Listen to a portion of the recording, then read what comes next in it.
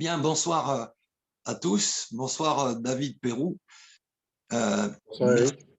merci d'avoir accepté notre invitation dans le cadre des interviews, débats, conférences de l'association IPATI que l'on fait à travers une application qui s'appelle Zoom.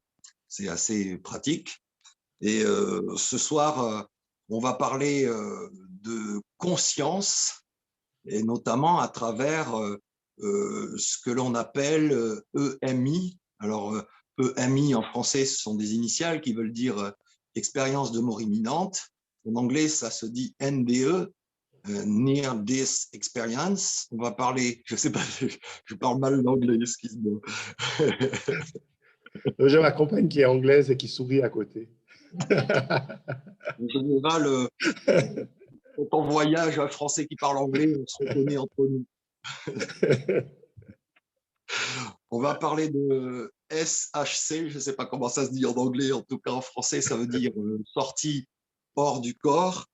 Et on va parler de Out of body experiences en anglais.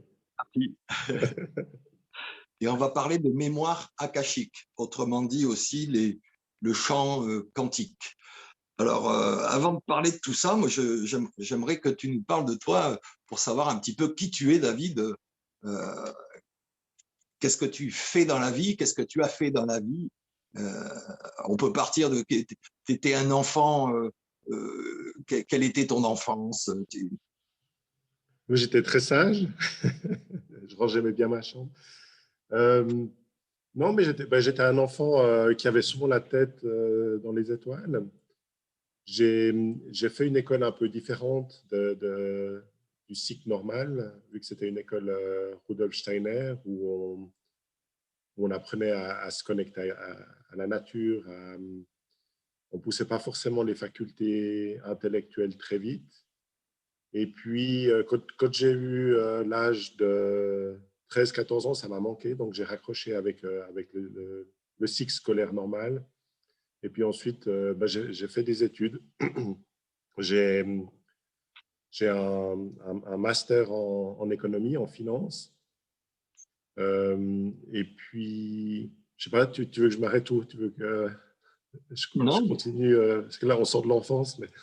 Ouais, ben, c'est bien. Alors, ben, tu Euh, as un master en économie.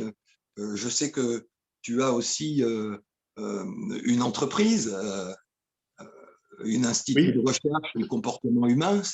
exactement, oui. Alors après j'ai commencé à travailler dans les études comportementales, d'abord en tant qu'employé, ensuite j'ai monté mon propre institut où on faisait de la recherche. Quoi. Je dis on faisait, je l'ai vendu il y a un peu plus d'une année. Je suis toujours actif dedans, mais je l'ai vendu juste avant le Covid. Et comme on faisait de la recherche sur le comportement des voyageurs, donc des passagers aériens, c'était une très belle coïncidence pour moi de le vendre juste avant la crise sanitaire, parce qu'actuellement, il n'y a plus grand monde qui voyage, donc il y a beaucoup moins de comportements étudiés. Mais oui, j'ai travaillé plus de 20 ans dans ce domaine-là, dans tout ce qui est recherche, ce qui est comportement, études scientifiques. C'était mon pain quotidien. Mais ça, c'était, je dirais, bon, la partie professionnelle. Puis après, j'avais un centre, que j'ai toujours, un centre d'intérêt qui était plus sur justement tout ce qui est recherche scientifique sur la conscience. Et ça, je l'ai fait vraiment, j'en ai jamais fait mon métier jusqu'à que je commence à écrire mes livres. Mais je le faisais par pur intérêt, comme probablement certains d'entre vous. On me pose des questions sur finalement qu'est-ce que l'univers, qu'est-ce que comment, de quoi est fait la vie, de quoi est fait notre monde, quels sont qu'est-ce qui fait que, voilà, quels sont les buts d'une vie, qu'est-ce qui fait pourquoi on est là sur Terre, et toutes ces grandes questions un peu, même très philosophiques, je les ai étudiées par le biais de ce que je savais le mieux, c'est-à-dire de la science. Et à un moment donné, en poussant vraiment mes recherches scientifiques, je me suis rendu compte qu'il y avait à mon avis, de la conscience partout. Et je me suis spécialisé dans tout ce qui était conscience. Et dès lors, ce qui m'intéressait particulièrement, c'était les états de conscience non ordinaires pour pouvoir comprendre, au fait, aller plus loin que ce que tout un chacun peut observer. Et c'est là que je suis tombé sur les thèmes que tu as évoqués tout au début. Euh, dans les états de conscience non ordinaires, effectivement, on a tous ces phénomènes que certains disent paranormal. Quand on les étudie à la loupe de la science, on se rend compte qu'il n'y a rien d'anormal. C'est juste, il faut juste trouver la bonne définition et comment dire, le bon schéma pour expliquer tous ces phénomènes, mais ils sont logiques. Donc, plus j'étudiais la science pure et dure, plus je me rendais compte que la frontière entre science, conscience et spiritualité était ténue. Et c'est un peu à la croisée de ces trois disciplines que je me suis vraiment arrêté, où j'ai vraiment beaucoup lu et étudié. Et c'est 20 et quelques années d'études qui ont servi de base à mes écrits, à mes romans. Oui, donc aujourd'hui, tu es romancier, écrivain. Alors, j'ai envie de te demander, pour toi, qu'est-ce que ça veut dire la conscience? Parce que j'ai regardé un petit peu avant de faire cette interview, j'ai voulu regarder un petit peu c'était quoi la définition de la conscience. Et je dirais qu'on a plusieurs disciplines qui s'approprient une définition de la conscience, la philosophie, euh, la biologie, la psychologie. Bon, j'ai retenu une définition simple de ce que tout le monde pourrait imaginer cette définition. C'est en psycho, on dit la conscience, c'est la connaissance immédiate de sa propre activité psychique. Alors on sait par exemple aussi, moi je travaille avec les animaux, j'ai une formation d'éthologue, et donc, on disait autrefois, il y a très longtemps, on disait que les animaux n'ont pas conscience d'eux-mêmes. Aujourd'hui, on sait que ce n'est pas la vérité. Avoir la conscience de soi, avoir la conscience de qui on est, de ce que l'on vit. C'est quoi ta définition, David? Bon, pour moi, là, effectivement, il y a beaucoup de définitions de la conscience. C'est probablement une des preuves qu'elle est difficile à saisir et que d'en faire une définition, c'est immédiatement la réduire et finalement, il ne faudrait pas la réduire parce que c'est… Dans mes recherches scientifiques, j'ai l'impression que la conscience est pratiquement partout. Donc, essayer de la réduire à une définition, c'est un peu difficile. Mais si je devais l'expliquer, en tout cas, à l'intérieur de nous, ce qu'est notre conscience à nous, je dirais que c'est l'opposé, c'est la partie qui nous est propre et qui n'est pas matérielle. Moi, j'ai l'impression qu'on est des êtres duels, c'est-à-dire qu'on a une partie matérielle, on a une identité matérielle aussi, c'est-à-dire qu'on est né avec un corps, avec un cerveau qui est très complexe, qui a grandi. On a ce cerveau a pris plein d'informations sur son environnement, sur la façon de se comporter, sur qui on est. On nous a donné un nom, on nous a donné une éducation, on a appris des choses à l'école, ensuite on a fait un métier et tout ça a fait une identité qui est que j'appelle l'identité matérielle, l'identité que notre cerveau a développée. C'est une identité mentale. Mais moi, je pense qu'en plus de ça, cohabite avec nous une identité beaucoup plus profonde, c'est-à-dire cette fameuse identité qui est capable, lorsque la matière s'effondre, donc on parlera d'EMI plus tard, je pense, mais lors d'une expérience de mort imminente, les gens, l'identité physique, donc le corps physique et tout ce qui va avec, meurt, donc s'effondre, et pourtant, on est toujours là. Il y a toujours quelque chose qui continue. Lors des expériences de sortir du corps, la même chose. On peut laisser le corps au repos, donc tout ce qui est matière au repos, et on peut quand même voyager en conscience. Donc, il y a une partie non matérielle qui a probablement voyagé depuis la nuit des temps et qui est connectée à d'autres dimensions que la simple dimension matérielle. Et pour moi, c'est ça que j'englobe dans la conscience, sans arriver à en faire une définition très précise, mais je dirais c'est toute la partie qui fait que le petit plus qui fait qu'on est pas seulement matériel, pas seulement matière. Oui, oui, ben c'est un petit peu comme les pensées. Les pensées sont pas matérielles, mais elles sont fabriquées sans doute par le cerveau, par quelque chose de matériel. Oui. La conscience, elle, elle serait a priori, j'ai envie de te demander, est-ce que, pour le coup, est-ce qu'il existe une conscience que l'on partage ou il existe des consciences, selon toi? Je pense que c'est les deux. Je pense qu'on est des fragments d'une conscience globale. Et à mon avis, je dirais, ce qui est difficile quand on parle de la conscience non matérielle, c'est que la dualité n'existe plus. Donc, ça peut être à la fois noir et à la fois blanc, ça peut être à la fois oui et à la fois non. Et je pense que c'est à la fois individuel et à la fois global. D'accord. Mais en tout cas, c'est très intéressant. Tous les gens, en fait, moi j'ai beaucoup, tous mes écrits et la plupart de mes recherches sont basés sur les témoignages. Je crois que toi, tu as vécu une expérience toi-même. Oui. Ben, mon travail à moi, c'est de lire, c'est d'interroger les gens qui ont fait ce genre qui ont eu ce genre d'expérience et de regarder ce qui ressort le plus souvent. Et une chose qui ressort énormément, c'est justement une fois qu'on n'est plus dans le corps physique, donc une fois qu'on devient cette conscience où on ressent cette conscience beaucoup plus fort parce qu'elle est plus entravée par l'activité du cerveau, on a l'impression d'être connecté au tout. On n'a pas l'impression, on a quand même l'impression de garder son identité, mais d'être à la fois connecté au tout. Donc, il y a une interconnexion qui est claire.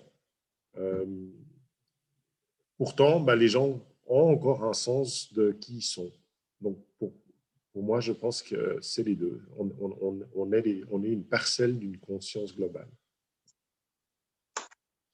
Alors, pour essayer d'expliquer au mieux ce que sont, on parle depuis tout à l'heure des EMI, des expériences de mort imminente.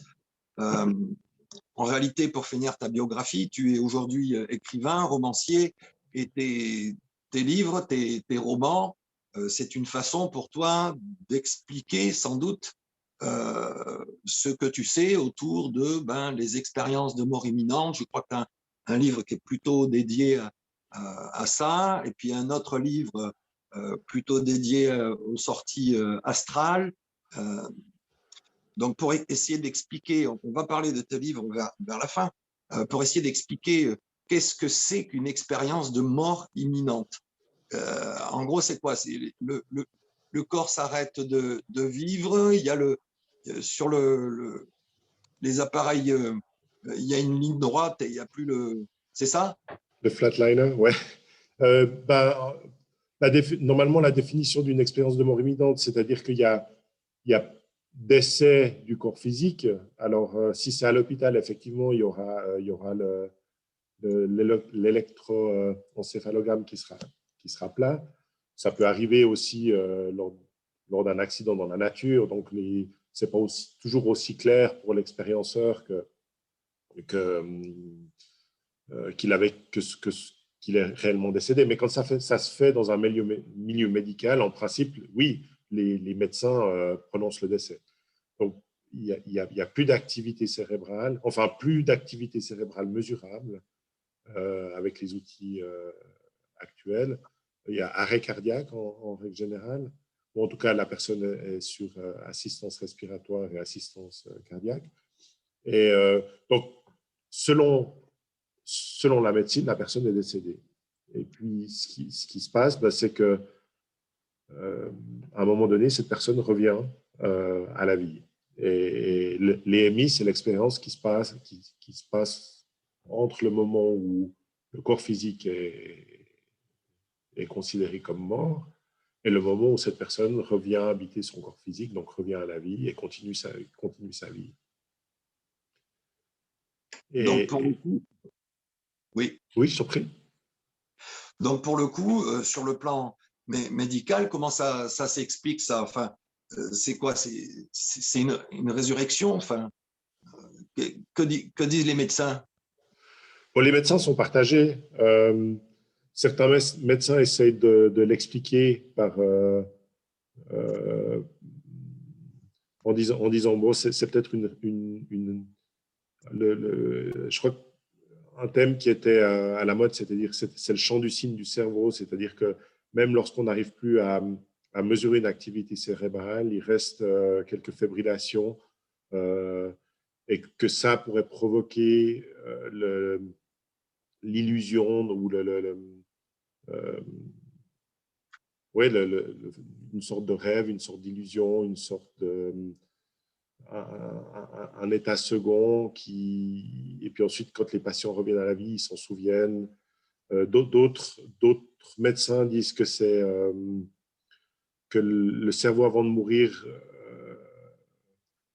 déclenche une sorte de drogue qui ferait justement qui ferait cet état d'illusion. Mais il y a peu, je veux dire, ces réponses de la médecine, ces réponses très scientifiques ne convainquent pas beaucoup parce que finalement, on voit que c'est des expériences qui non seulement sont très claires, les gens qui les ont vécues en rapportent des témoignages qui peuvent être vérifiés. Il y a quand même pas mal d'histoires de gens, d'expérienceurs donc qui ont vécu une AMI, qui reviennent et puis qui vont dire au médecin ou à l'infirmière, au réanimateur ce qui s'est passé, quels objets ils ont utilisés pour, pour, pour intervenir sur eux. Euh, et les médecins sont... C'est pas possible parce que s'il s'agissait d'une hallucination, ils ne pourraient pas revenir avec des détails si précis.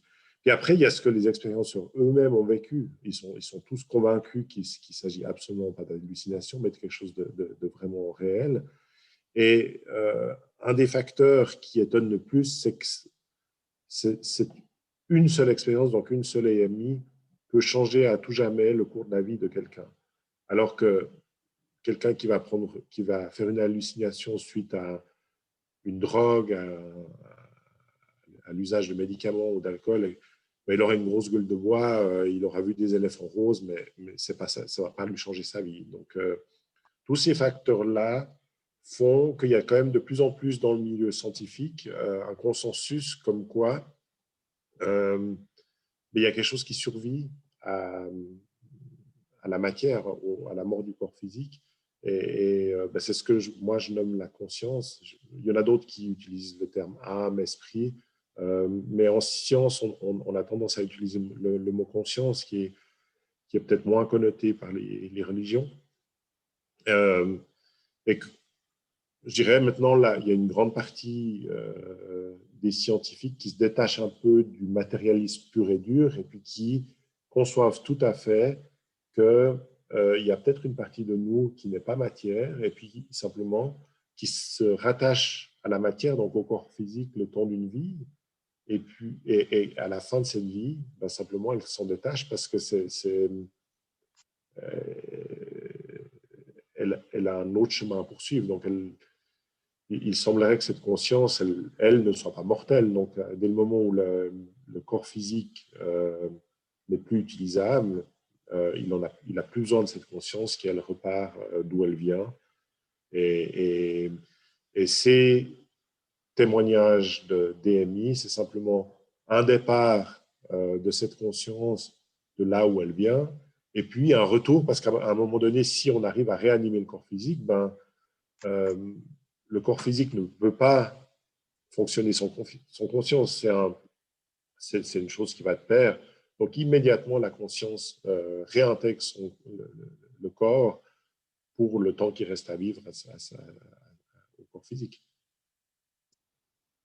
Oui, alors la majorité, je me suis laissé dire, mais enfin bon, plus que ça, puisque c'est quelque chose que j'ai vécu, on nous parlait, la majorité des expérienceurs, quand ils arrivent à l'instant T où ils sont a priori décédés, arrivent dans un endroit obscur. Alors, on dit noir, mais de mon point de vue, je dirais carrément privé de lumière, avec une vision au loin, on appelle ça le tunnel, une vision au loin d'une lueur ou d'une lumière, mais qui n'éclaire pas l'intérieur. Enfin, dans mon cas, ça n'éclairait pas l'intérieur du tunnel. Ça serait comme se retrouver à l'intérieur du canon d'un fusil Oui. très sombre et à l'extérieur. Et alors, la majorité des expérienceurs qui reviennent, alors certains, ça ne dure pas très longtemps, ils ne vont pas jusqu'à la lumière, en tout cas, la plupart sont attirés par la lumière, c'est bien ça. Et alors, qu'est-ce qui se passe là? Les expérienceurs, ils vivent quoi en général? Alors, il y a des étapes assez c'est assez classifié parce qu'en fait, on s'est rendu compte il y a plus d'une trentaine de millions de témoignages de DMI qui ont été enregistrés. Il y en a probablement beaucoup plus qui ont été vécus, mais qui ont été enregistrés. Donc, si on fait une méta-analyse de tous ces témoignages, on arrive à retrouver les étapes du voyage. Alors, tout le monde ne fait pas toutes les étapes. Tout le monde ne les fait pas forcément toutes dans le même ordre, mais c'est assez rare que les gens vivent autre chose que ces fameuses étapes. Donc, dans les étapes, je vais peut-être les donner dans l'ordre où elles apparaissent le plus souvent, mais encore une fois, elles n'apparaissent pas toujours dans cet ordre-là. Donc, toi, tu as peut-être vécu quelque chose de différent. Mais en règle générale, la première chose qui se passe, c'est une décorporation. Donc, on a l'impression, l'expérienceur a l'impression de se voir depuis l'extérieur, souvent depuis le haut. Donc, il voit son corps, il voit ce qui se passe autour de son corps. C'est là où souvent il peut ramener des témoignages en disant mais vous avez fait ci pour me réanimer, ou il y a même des anecdotes marrantes où quelqu'un qui revient après une EMI, quand il est mis d'aplomb, il dit si jamais le secouriste, j'ai vu quand il m'a fait le massage cardiaque dans la rue, ses clés sont tombées dans le caniveau. Et puis, on se renseigne et puis on se rend compte qu'effectivement, le secouriste avait perdu ses clés. Puis il va dans le caniveau, il les retrouve. Enfin, donc, il y a quelques petites anecdotes comme ça, assez sympas, qui montrent à quel point, en fait, on est, bien qu'en étant décorporé, on est encore capable de tout observer. Les expérienceurs disent que souvent, ils ont des sens beaucoup plus aiguisés que lorsqu'ils étaient dans leur corps. Donc, ils voient mieux, ils voient à plusieurs endroits à la fois, ils entendent mieux, ils entendent ce qui se dit dans d'autres pièces. Donc, il y a des témoignages où la personne a pu entendre ce que le médecin disait à un membre de la famille dans son bureau alors que le corps était en salle d'opération, par exemple. Donc ça, c'est la première étape, décorporation. Après, il y a effectivement l'étape que tu viens de mentionner, où on se retrouve dans un endroit. Alors, soit il est sombre, soit il est gris, soit il est déjà plein de lumière. Il y a souvent un tunnel et il y a souvent de la lumière au bout du tunnel. Et puis, l'étape d'après, c'est qu'il y a quelqu'un qui accueille l'expérienceur au bout du tunnel. Alors après, là, on a des interprétations qui varient. Il y a des interprétations religieuses. C'est le Christ, c'est Bouddha. Il y en a d'autres, c'est une figure connue. Ça peut être un parent décédé. Enfin, il peut y avoir du monde, il peut y avoir qu'une seule personne. L'étape d'après, c'est la revue de vie. C'est-à-dire que l'expérienceur revoit toute sa vie. Et souvent avec l'être qui l'a accueilli. Et là, il dit, j'ai pu revoir toute ma vie, mais pas seulement toutes les étapes importantes de ma vie, mais pas seulement dans ma peau, mais aussi dans la peau des autres. Donc, quand j'ai fait un acte qui pour moi me semblait anodin, j'ai pu aussi me rendre compte comment il était reçu par l'autre, en bien ou en mal. Euh, je crois que j'ai pas, voilà, je suis passé plus ou moins par toutes les grandes étapes. Ça va rarement plus loin, même dans des longues EMI. Ensuite, il y a souvent un retour au corps. Après, il y a tous les sentiments. Là, j'ai décrit de manière assez clinique les étapes. Après, il y a tous les sentiments. Alors là, si on commence à parler de sentiments, c'est très, très riche. C'est très émotionnel. C'est très, les, c'est très fort. Hein. Les gens ressentent énormément d'amour. Les gens ressentent comme un retour au port, un retour chez soi.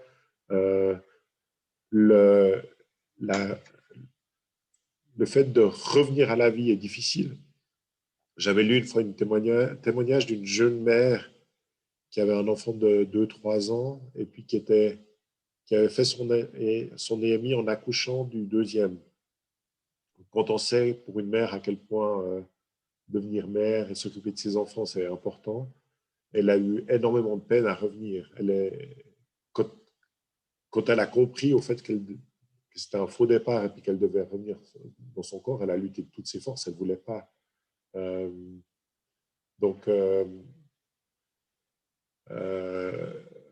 oui, au niveau émotionnel, c'est très, très, très fort. Je ne sais pas ce que tu as vécu toi, mais c'est presque là, plus que les étapes cliniques que moi j'ai, enfin les étapes du chemin que j'ai décrit, la richesse des sensations et des émotions est presque indescriptible. La plupart des témoignages, c'est ce qu'ils disent. Ils disent, mais écoutez, je peux vous expliquer plus ou moins comment ça se passe, mais jamais vous pourrez comprendre ce qu'on ressent quand on vit Ouais.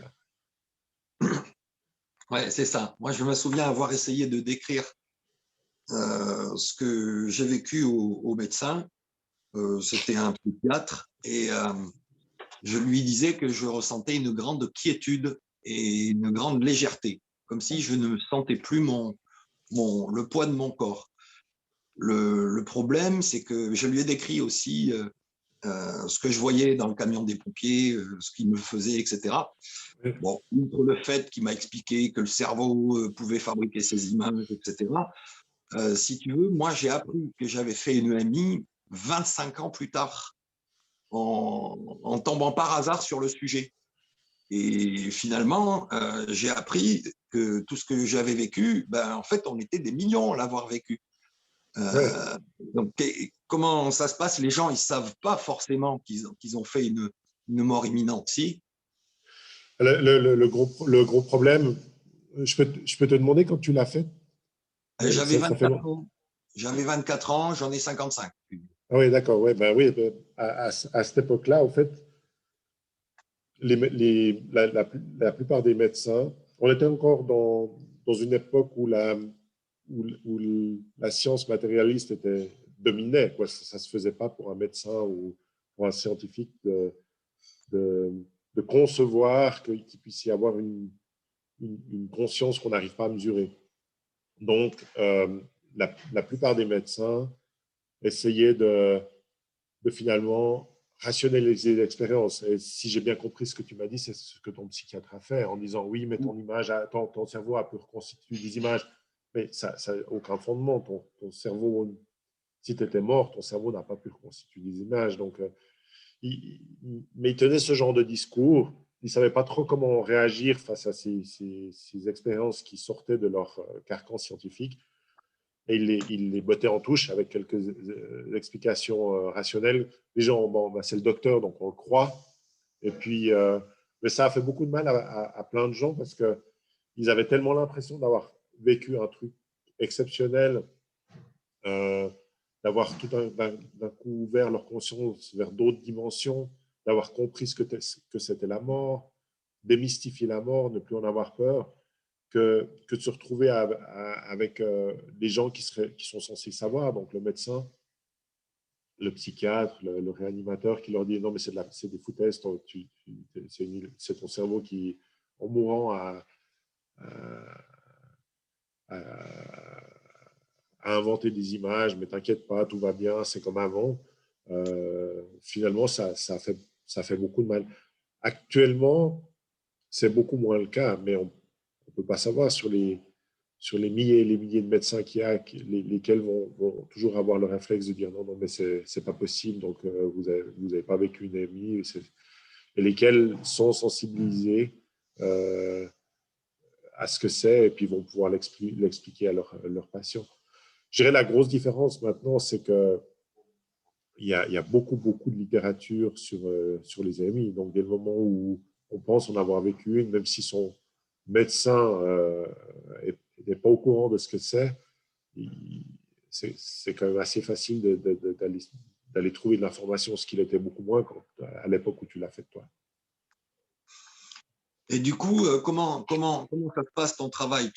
Comment tu fais pour essayer de trouver des témoignages? Parce que je crois savoir que tu es, t'es un grand connaisseur de ce domaine et pour le coup, tu as appris ce que tu sais en lisant beaucoup de choses, forcément, mais aussi en récupérant un maximum de témoignages. Oui, oui, oui. Alors, c'est vraiment la plupart de mon travail se base sur des témoignages. Trouver des témoignages, c'est pas très difficile. Il existe plusieurs centaines de livres. Certains livres, c'est des recueils de témoignages, d'autres, c'est des témoignages complets. Donc, quelqu'un qui a vécu une expérience de mort imminente complète et bien détaillée va probablement écrire un livre. Donc, oui, il y a énormément de publications.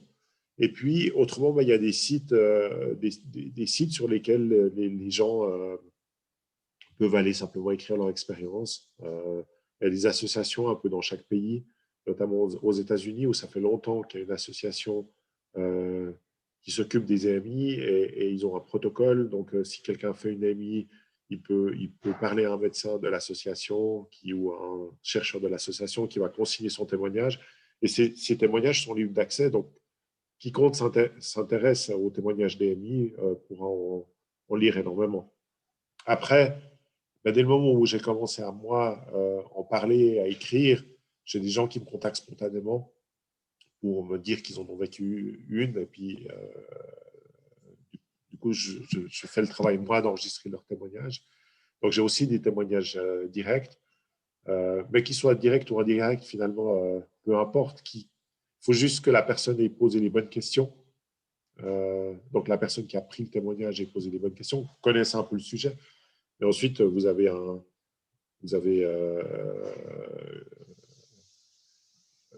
le témoignage est consigné, vous pouvez le mettre en ligne et tout le monde peut le consulter. Et c'est comme ça que beaucoup de chercheurs trouvent la matière, parce qu'il y en a tellement de nos jours que c'est vraiment facile d'y avoir accès. Donc, pour le coup, quand quelqu'un, un expérienceur, revient à la vie, ensuite, il change un peu sa façon de voir les choses. S'il a compris qu'il était mort, je crois qu'il a plus peur de la mort en réalité. Et qu'est-ce qui devient après il paraît que certains ont des dons qu'ils développent. Tu peux nous en parler un peu? Oui, alors ça, c'est une autre, c'est une autre, comment dire, une autre étape de l'AMI, c'est l'après.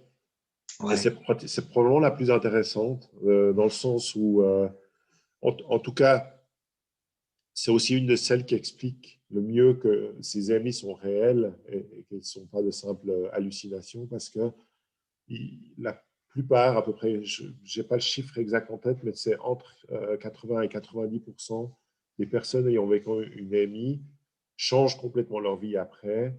Et quand on les interroge, parce qu'il y a eu des études longitudinales où on a interrogé les gens qui ont fait une AMI juste après quelques années, après 10 ans, toujours les mêmes personnes. Et en règle générale, ils se disent plus heureux. Plus le temps passe après les MI, plus les gens se disent plus heureux. Et parmi les choses qui contribuent à ce bonheur, il y a effectivement beaucoup moins de peur. parce qu'on enlève la peur de la mort. Et puis la peur de la mort, c'est une des peurs les plus fondamentales de l'être humain.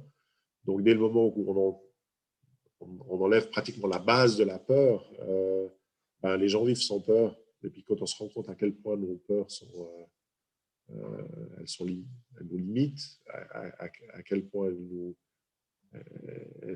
nous empêchent de vivre, elles nous empêchent de faire des choses qu'on voudrait faire, simplement parce qu'on a toutes ces peurs, ces craintes, ces insécurités. Si on est capable d'enlever ça, ce qui semble être l'un des effets des EMI, ben ensuite, la vie est beaucoup plus légère et plus facile. Donc, il y a une grosse amélioration de la qualité de vie chez les expérienceurs. D'autre part, ben parce que ils ont aussi goûté à une source d'amour universelle qui non seulement enlève la peur, mais fait presque, on se dit, mais de toute façon, quoi que je fasse, je suis connecté à cette source d'amour. J'ai de la peine à la ressentir actuellement parce que mon cerveau bloque, mon mental bloque. Et je sais que dès le moment où j'arrive à lâcher prise, je peux me connecter à cette source d'amour. Il y a aussi cette fameuse quiétude dont tu as parlé. Les gens qui ont goûté ça savent que c'est une quiétude avec une telle profondeur que nos problèmes quotidiens, c'est des vaguelettes à la surface de l'océan, mais qu'il y a toute la profondeur de l'océan qui est un océan de quiétude. Et une fois qu'on a goûté à ça, il n'y a plus grand-chose qui nous perturbe. Donc, après l'expérience, les gens ont une vie beaucoup plus sereine. Tu parlais des facultés. Alors oui, les gens reviennent avec des facultés souvent. Des fois, ils les gardent, des fois, ils ne les gardent pas. Je ne sais pas, est-ce que toi, tu es revenu avec des facultés spéciales? A priori, non. Voilà. Voilà. Ouais. Mais parmi les facultés assez fréquentes, moi, j'ai eu pas mal de témoignages où ils disaient pendant le mois ou les 2 mois ou les 3 mois qui ont suivi mon EMI, je voyais l'aura des gens, je voyais leur corps de lumière en plus de leur corps physique. La plupart des gens reviennent avec une grosse intuition, beaucoup plus d'intuition. Oui. Et ils sont beaucoup plus attentifs à leurs intuitions aussi. Donc, dès le moment-là, ils se sentent plus guidés parce qu'ils voient les signes, ils comprennent un peu mieux leur chemin de vie aussi. Donc, c'est souvent les facultés qui sont. Après, il y a d'autres. Il y a des gens qui reviennent après avoir expérimenté une EMI, ben, ils font fréquemment des sorties hors du corps. Donc, il y a des choses beaucoup plus. Il y en a qui reviennent avec des dons de guérisseurs, par exemple.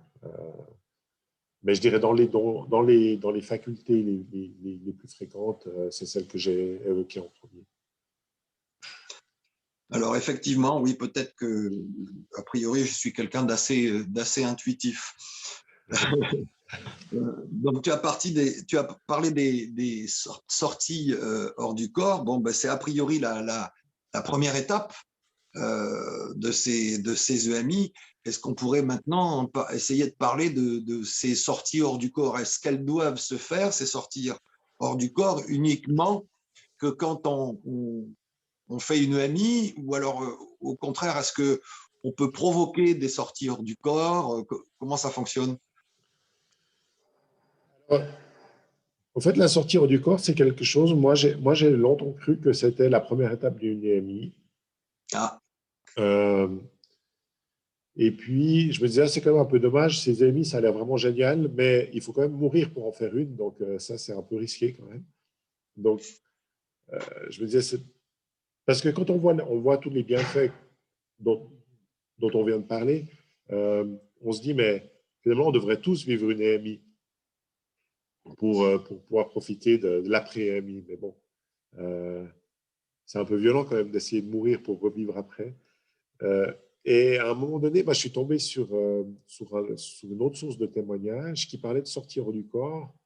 Et je me suis rendu compte que c'était des gens tout à fait, absolument bien portants qui arrivaient à sortir de leur corps. Certains parce qu'ils avaient un don, d'autres, c'est arrivé une ou deux fois, soit par hasard, soit parce qu'ils avaient une grosse émotion, qu'elle soit positive ou négative.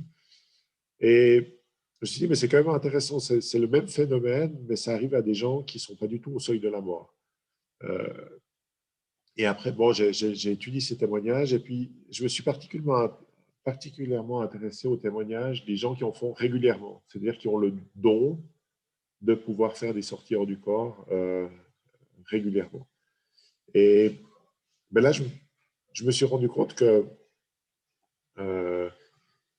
non seulement ils arrivent à sortir, à faire une décorporation, donc la même chose que la première étape des EMI, mais qu'en plus, ils arrivaient à aller, une fois qu'ils étaient en décorporation, donc ce que j'appelle moi en pure conscience, ils arrivaient à aller voyager dans l'univers, donc pas seulement d'aller voir ce qui se passe chez le voisin ou d'aller voir ce qui se passe chez la tante aux États-Unis, mais carrément d'aller voyager dans l'univers, voire dans d'autres dimensions. Et parmi ces témoignages, j'en ai trouvé qui recoupaient les témoignages d'EMI, donc des gens qui faisaient des sorties hors du corps et qui allaient justement à la sortie du tunnel où il y avait la lumière et qui rencontraient ces êtres, qui accueillent les gens qui font des EMI. Et au fur et à mesure, bah, c'est devenu vraiment une source d'information que j'ai adoré parce qu'avec les EMI, j'ai l'impression que, quand je te disais qu'après la revue de vie, souvent, les EMI s'arrêtent parce que les EMI, c'est un faux départ. Donc, à un moment donné, assez rapidement, la conscience revient dans le corps. Par contre, ceux qui font des sorties hors du corps fréquemment apprennent à maîtriser l'état de pure conscience et à aller explorer, à faire une réelle exploration des autres dimensions, des dimensions non matérielles. Et là, ben, quand on lit ces témoignages, on commence à se rendre compte de l'étendue de ce qu'il y a à découvrir.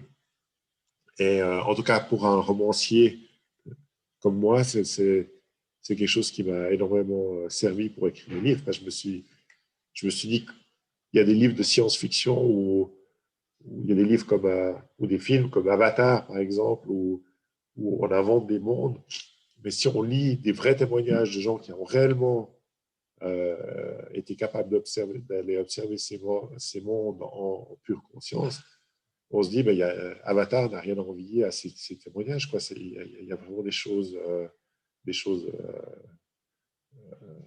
incroyables et qui se recoupent avec les amis, qui se passent quand on est pure conscience. Et on commence à se rendre compte que finalement, la dimension matérielle de l'univers n'est qu'une des multiples dimensions possibles. Oui. Est-ce que c'est quelque chose que tu pratiques, toi, la sortie hors du corps, la SDH? C'est quelque chose que j'ai essayé de pratiquer. J'ai même été faire un cours de plusieurs jours spécifique pour essayer de pratiquer des sorties hors du corps. Pour l'instant, je n'ai pas réussi. J'ai réussi à avoir des états de conscience modifiés avec d'autres techniques, mais ce n'était pas des sorties hors du corps. Et on m'a aussi expliqué qu'il ne fallait pas s'acharner, que ça arriverait quand ça devait arriver. Donc, je suis dans une période où je ne m'acharne pas, où finalement je laisse ça en arrière-plan. Bien que ça me passionne comme sujet, j'essaie de ne pas essayer tous les jours de me dire il faut que je sorte de mon corps, il faut absolument que je sorte de mon corps. Parce qu'il paraît que c'est aussi des façons de ne pas y arriver quand on s'accroche trop à quelque chose. Ben pour le coup, c'est un petit peu ce que tu dis, ça reste dans le matériel, finalement, de vouloir le faire. Oui, tout à fait. Ouais. Peut-être il suffit simplement que tu demandes à la conscience universelle, que tu lui demandes. Voilà. Alors, je lui ai demandé, puis j'attends qu'elle me réponde. Et donc, tu connais des personnes célèbres. Moi, il y a quelqu'un de célèbre qui habite, je ne sais pas s'il habite dans ton pays. En tout cas, je crois que dans ton pays, il existe un institut qui s'intéresse à lui. C'est Nicolas Fraisse. Absolument, oui.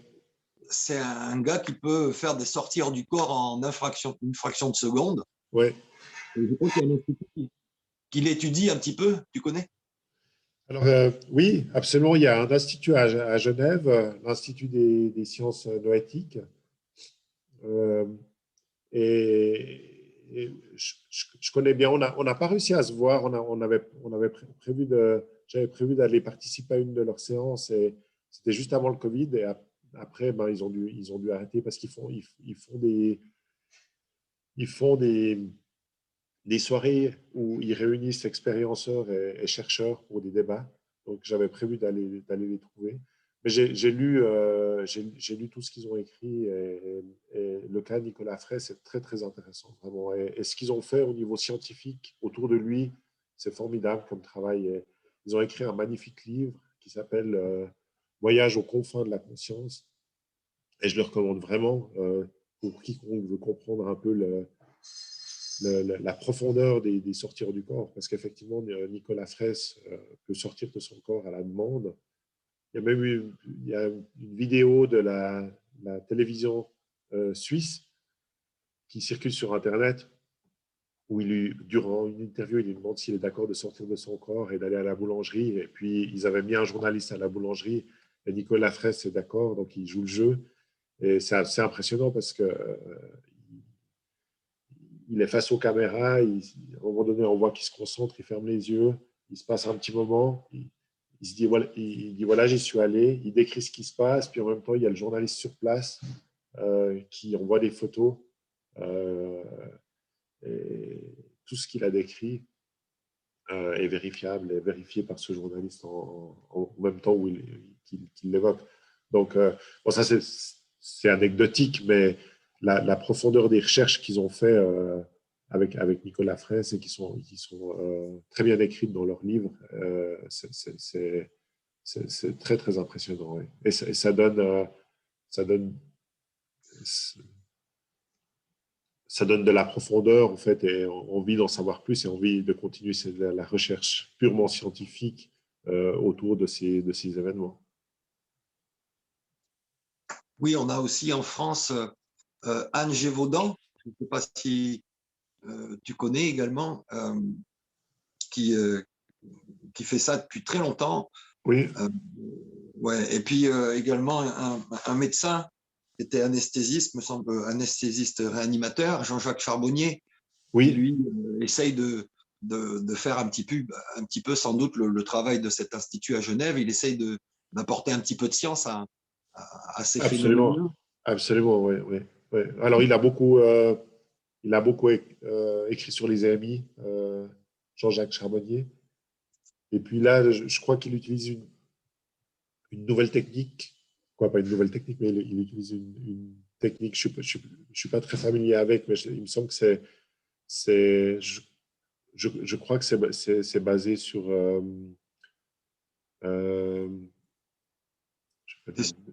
sur l'hypnose. Sur l'hypnose, non? Je crois aussi. Ouais. Ouais. Et ouais, je me réjouis d'en savoir plus. Je vais lire ses derniers livres parce que non, mais j'aime beaucoup et son travail sur les EMI est vraiment fantastique. Donc, je sais pas s'il a écrit ou fait quelque chose au niveau des sorties du corps, mais les phénomènes se rejoignent tellement que une fois qu'on étudie le phénomène par un biais, on tombe forcément sur l'ensemble du phénomène. Donc, dont l'hypnose fait également partie, dont la médiumnité fait également partie. Donc, au bout d'un moment, tout se rejoint parce que des moments où on accepte que la conscience peut se dématérialiser et poursuivre son chemin dans d'autres dimensions.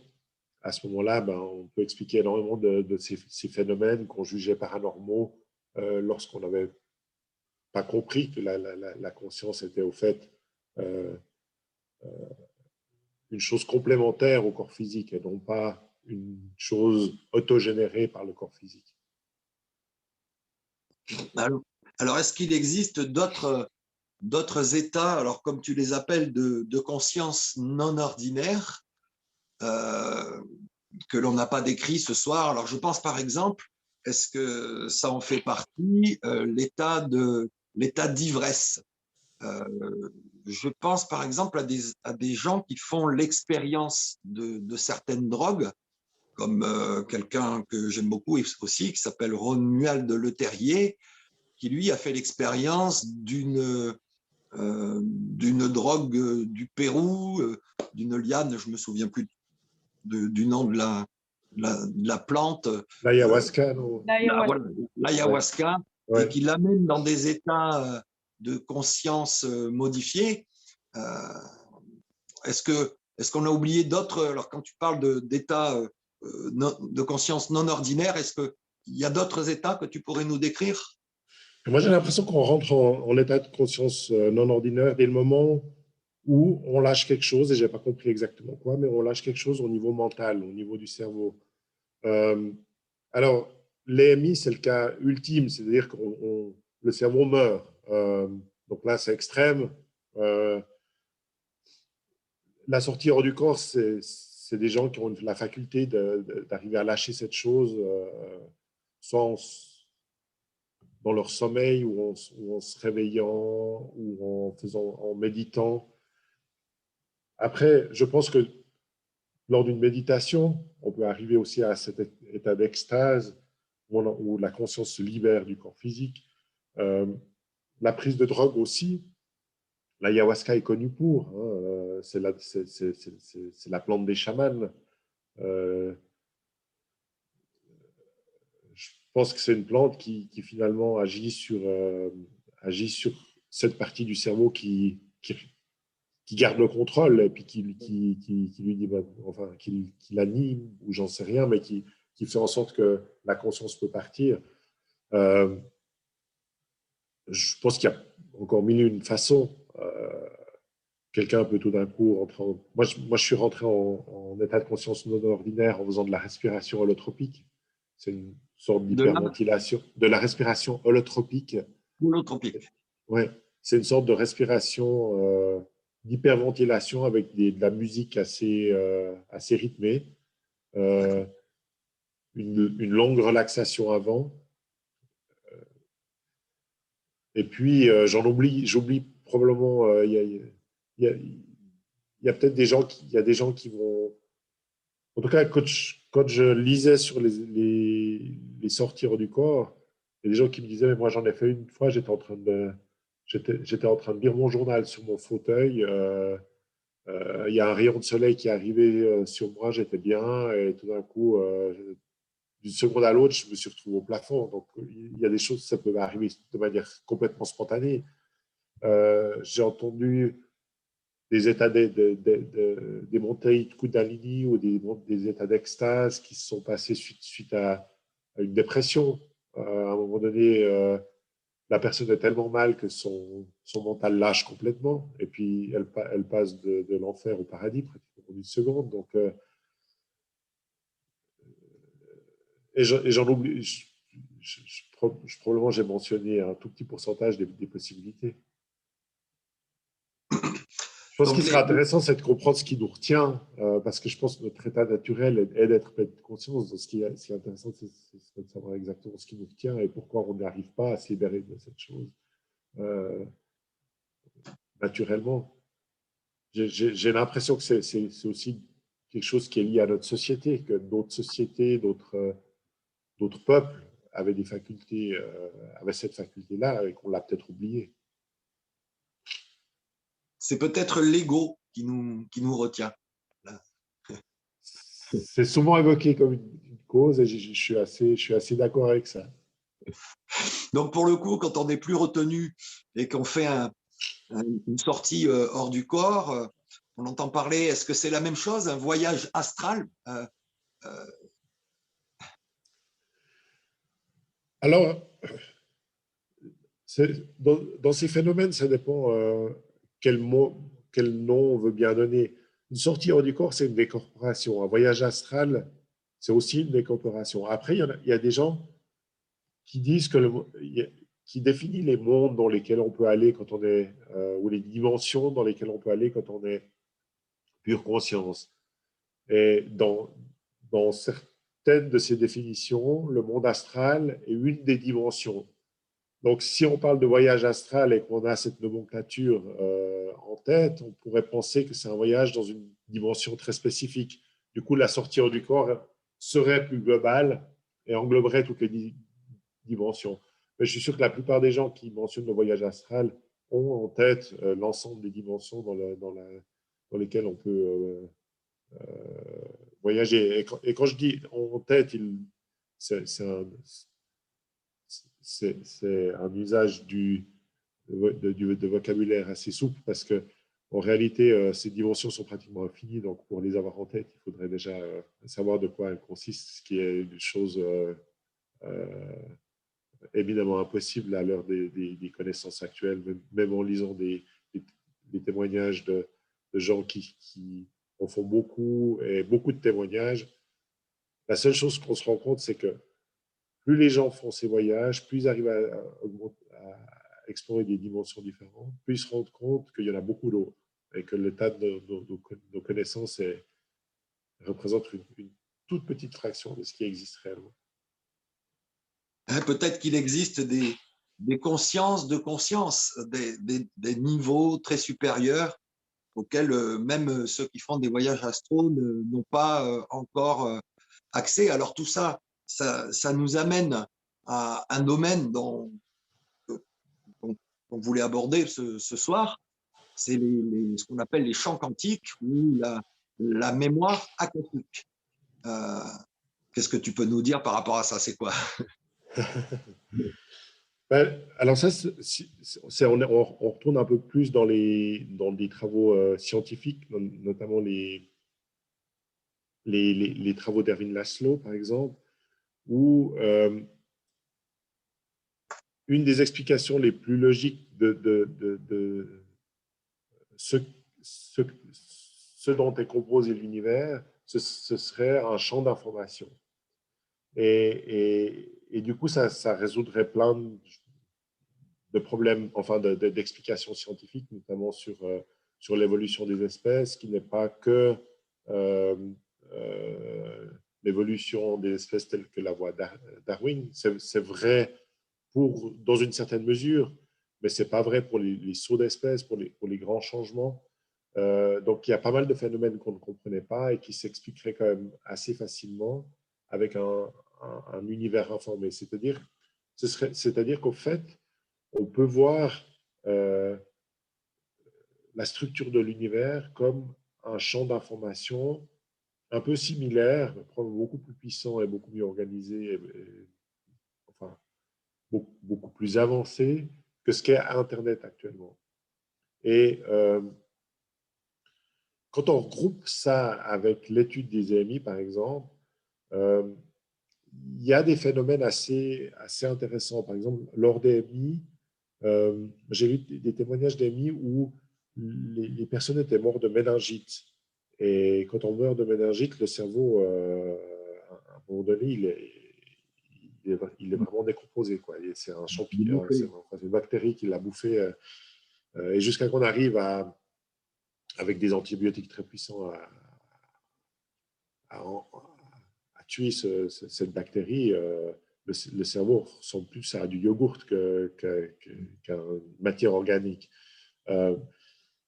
Et la question, c'était donc une personne qui fait une EMI avec le cerveau en état de yogourt et qui arrive ensuite à retrouver la mémoire de tout ce qu'elle a vécu pendant l'EMI. C'est-à-dire que son cerveau a continué à enregistrer des choses, mais son cerveau n'était absolument pas en capacité d'enregistrer quoi que ce soit. De plus, son corps physique était mort, sous respirateur.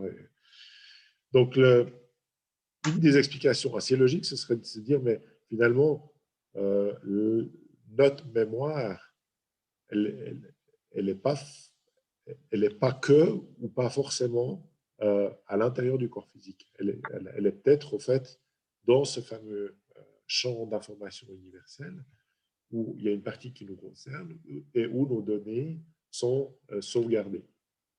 Ce qui, en gros, serait pas bête parce que déjà, nous qui inventons des machines beaucoup moins sophistiquées que la machine biologique que nous sommes, donc le corps humain, on a déjà compris que ça ne servait à rien de garder toutes nos données sur nos téléphones portables parce que le jour où stupidement on le laisse tomber dans une rivière, on a tout perdu. Donc on fait des sauvegardes sur Internet, dans le cloud, et à un moment donné, quand la machine, quand le téléphone est cassé, on en rachète un et puis on met son passeport et puis on retrouve toutes ces informations. Il se trouve que quand quelqu'un a vécu une EMI avec le cerveau complètement bouilli et que par miracle, on a réussi à le sauver parce qu'on a trouvé la bonne bactérie juste au dernier moment et que son cerveau est revenu un cerveau fonctionnel, il a retrouvé toute sa mémoire, donc toute la mémoire qu'il avait de sa vie jusqu'au moment de l'EMI, mais aussi de tout ce qui s'est passé durant l'EMI. C'est-à-dire qu'il a vécu quelque chose, évidemment plus dans son corps physique, mais dans d'autres dimensions. Et tout ça est retourné dans son cerveau. Donc cette information, pour qu'elle puisse retourner dans son cerveau, elle a bien dû être enregistrée ailleurs et ensuite elle a été resynchronisée. Donc, il semblerait qu'effectivement, il y ait un champ d'information universel qui contienne toute l'information sur tout. Et ça regroupe aussi pas mal de témoignages, soit de sorties hors du corps, soit d'expériences de mémoire imminente, où tout d'un coup, quelqu'un qui voulait savoir quelque chose sur un sujet qui l'intriguait, lors de son EMI ou lors de sa sortie hors du corps, a reçu toute l'information qui l'intéressait. Donc, ouais. Donc, les mémoires akashiques, c'est probablement simplement une partie de ce champ d'information où sont stockées les mémoires de tout le vivant et du végétal et des planètes et de la vie. C'est probablement infini, mais toute cette information existe et est stockée à quelque part. Ben, quand on comprend que nous sommes fabriqués d'atomes, que les atomes sont fabriqués d'électrons, de noyaux, et quand on va encore plus petit, à la fin, il reste que de l'information. Oui. Donc forcément, l'univers est fait d'informations. Et j'imagine que la conscience, la mémoire, les sorties astrales, les EMI, sans doute que dans une certaine mesure, on peut aller piocher dans cette Dans ce champ information, d'information. Ouais. ouais, qui a priori ne contient ni passé, ni futur, ni présent. C'est un tout à l'instant T. Ouais. Euh, Ça, c'est une des composantes de ces expériences de conscience modifiée ou d'état extraordinaire de conscience, c'est que souvent, une des choses qui est rapportée, c'est que le temps n'existe pas dans cet état-là. Et qu'effectivement, on est plutôt dans de l'information structurée. Et quand on a envie de savoir quelque chose, on entre dans un champ d'information qui contient toute cette information. C'est passionnant tout ça. J'ai envie de dire que nous ne sommes, avant, on va parler de tes bouquins maintenant, mais en tout cas, j'ai l'impression qu'on est, nous, en tant qu'êtres humains, un petit peu à la manière d'un téléphone. Nous ne sommes que des terminaux euh, qui a accès à l'univers, quoi. Voilà. Comme le téléphone qui a accès au cloud, à l'Internet, etc. Oui. Donc, de tous ces sujets qu'on a abordés ce soir, toi, tu en as fait des romans. Oui, Alors, exactement. pour quelles raisons des romans, David? Moi, je m'étais essayé à faire un livre sérieux en essayant d'expliquer tout ce que j'avais compris à travers de toutes mes recherches. Et puis, finalement, je me suis ennuyé en l'écrivant. J'ai trouvé que j'écrivais rien de très nouveau. C'est-à-dire, bon, moi, passionné par le domaine, j'avais l'impression que si on voulait trouver un chercheur pur et dur sur chaque sujet, que moi, au mieux, j'arrivais à faire une synthèse de toutes les recherches qui avaient déjà été faites. Mais que, voilà, je trouvais que j'apportais pas grand-chose en faisant simplement une bête synthèse. Et du coup, je m'étais dit, bon, écrire, c'est pas pour moi. Puis j'avais laissé passer, je crois que j'ai laissé passer à peu près 5 ans. Et tout d'un coup, j'ai eu l'intuition de le faire sous forme de roman. Et je me suis dit, mais pourquoi pas réessayer de partager toute cette information, mais en y mettant beaucoup d'imagination et de créativité avec des personnages pour que les gens puissent finalement vivre l'aventure. J'avais essayé de décrire l'aventure d'une façon très descriptive, d'une façon rationnelle, assez scientifique. Je me suis dit, mais c'est pas mon truc. Mon truc, c'est d'essayer finalement, je vais essayer d'écrire d'une façon à les gens, qu'ils y croient ou pas, que ce soit un sujet qui les intéresse ou pas. C'est des belles aventures, ces aventures de conscience modifiée, parce qu'il y a beaucoup d'émotions, il y a des voyages dans d'autres dimensions, il y a des couleurs, il y a des, il y a des entre guillemets, des nouveaux mondes, des effets spéciaux. Je me suis dit, ben, comme certains font des films, hein, Le Cinquième Élément, Avatar, Lucie, pourquoi moi je ferais pas, j'ajouterais pas ma pierre à l'édifice en utilisant toutes mes connaissances scientifiques, mais simplement pour raconter une histoire. Et du coup, j'ai commencé à écrire mon premier roman, Voyage entre deux vies, qui parle principalement des EMI, Voyage entre deux vies. Euh, et bah, ça a plu. Les gens ont vraiment trouvé que c'était une manière très sympathique d'aborder le sujet parce que finalement, on peut soit le prendre comme une histoire ou alors se rendre compte qu'on en a appris énormément sur le sujet des EMI. L'un n'empêche pas l'autre. Et moi, j'ai eu beaucoup de plaisir à l'écrire et puis je n'avais pas dit tout ce que j'avais à dire. Donc après, j'ai écrit le deuxième. Les amants du ciel se retrouvent toujours ici-bas, où là, on parle plus du sujet des sorties hors du corps, mais de nouveau sous forme d'aventure. L'héroïne est une chercheuse et tout d'un coup, elle tombe sur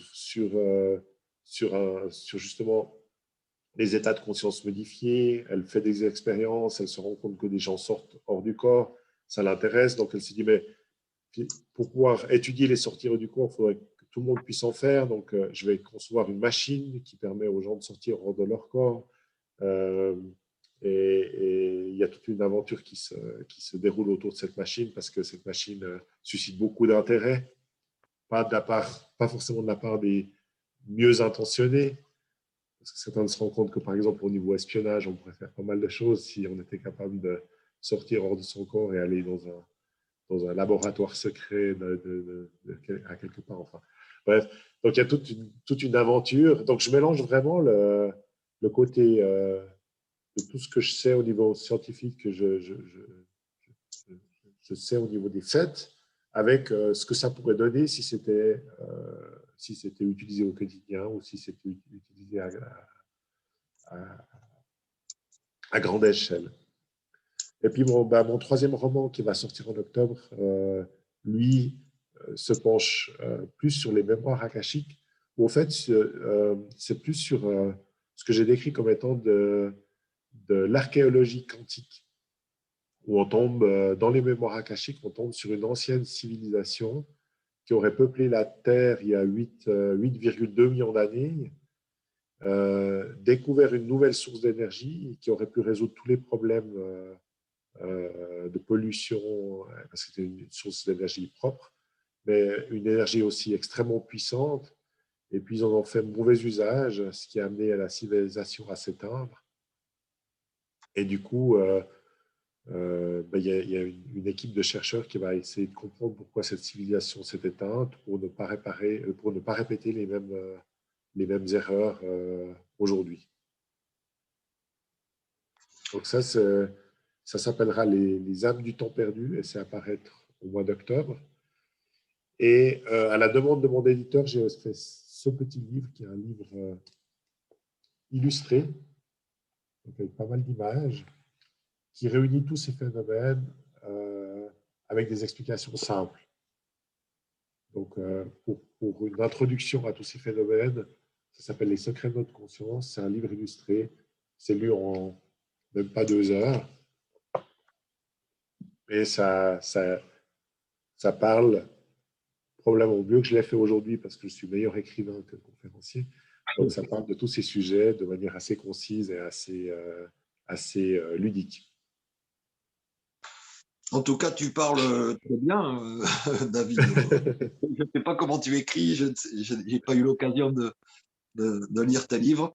Je crois que ça serait intéressant pour justement le dernier livre que tu nous présentes. Ça peut être intéressant pour peut-être essayer d'initier quelqu'un à ces phénomènes, de lui offrir ce livre, s'il est plus accessible, qu'il y a des images, je pense à des enfants, à des gens qui sont peut-être un peu moins ouverts sur les sujets qu'on a abordés ce soir. Alors forcément, un roman, c'est autre chose. Où est-ce qu'on peut se les procurer, ces bouquins? Alors, ils sont très bien distribués. On les trouve partout, dans toutes les librairies, à la FNAC, sur Amazon.